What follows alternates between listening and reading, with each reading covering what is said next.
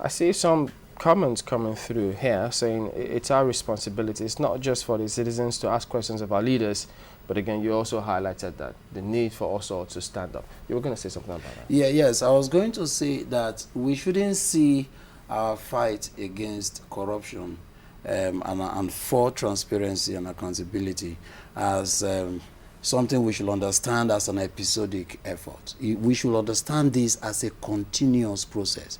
And that is where the principle of education comes in.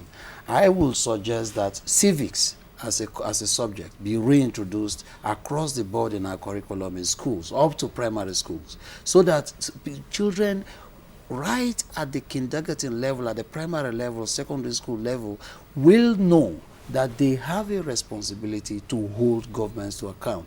If we don't have this tradition of educating citizens right from the cradle, then it becomes difficult for us to see this thing as a continuous process that we must tackle wholesale. But what we seem to have is that people just think that, well, there is an FOI Act now, and therefore let us use it. That is one aspect of it. But you spoke of culture, and that is why I think that as part of changing this culture of not holding people to account, let us go back. It has implication for curriculum design. Let us make sure that we design our educational curriculum in such a way that even children are educated to understand that when people hold public office, they hold them in trust for the people, and that the people have a responsibility to hold such people to account. So this is something that requires a great deal of planning and mass education, starting with curriculum design and introduction of civic education, such that even children understand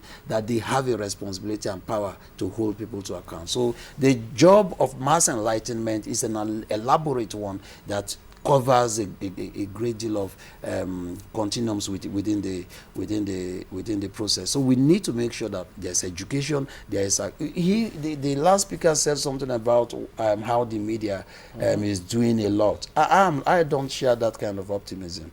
I'm sorry to say. For instance, look at the unbundling process in the power sector. It has turned out that a lot of those who won the bids and those who are still very competitive in the bids are people who have held public offices before.